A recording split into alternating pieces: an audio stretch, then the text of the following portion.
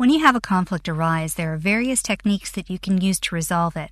What we're going to do in this movie is just review for you some of the different techniques that you can use in order to resolve your conflict.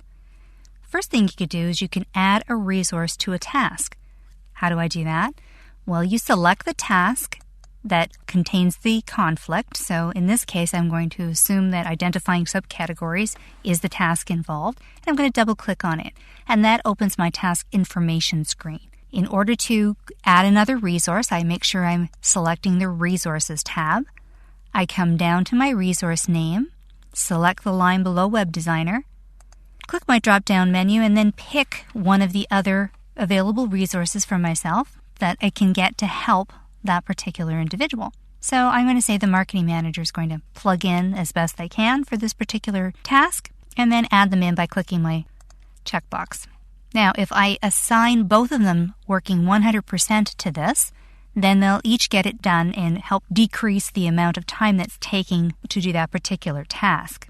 So this is a really good way to be able to add a resource to your task. And now if I wanted to select a different resource, I could just remove this particular resource and add in the Marketing Manager. And now I've adjusted the task assignment and perhaps removed my conflict. I could also use overtime. So if I wanted to identify overtime, I would open up the resources assigned to a different task. Another thing you can do is you can look at the resources themselves and add overtime options in. And even though this will decrease the amount of time that it's going to take you to work on your project, it might increase your cost because you're going to be paying a higher dollar value for the time that that particular individual works overtime. To refresh our memories of how to add overtime into the project, I'll go to my resource sheet. I'll select my Web Designer, and I can just put in an overtime right here. So if his standard rate is $30 an hour, I will put in $50 an hour as his overtime rate.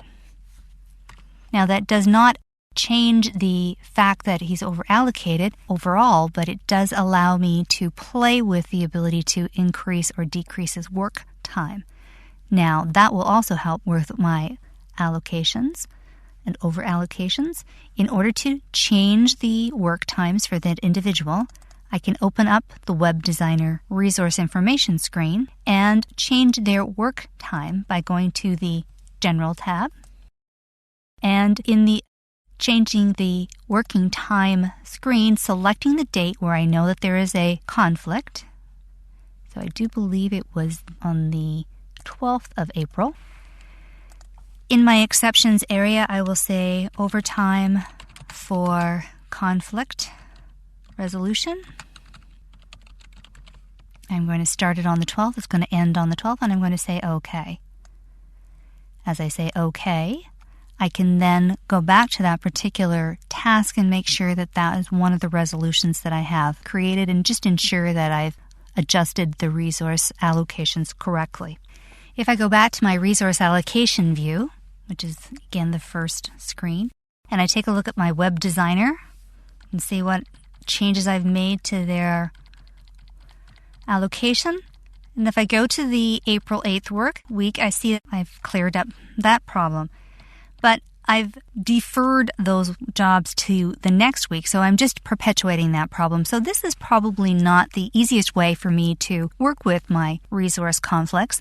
The Project 2007 application gives you the ability to do that completely automatically by using something called resource leveling. And we're going to talk about that in our next movie.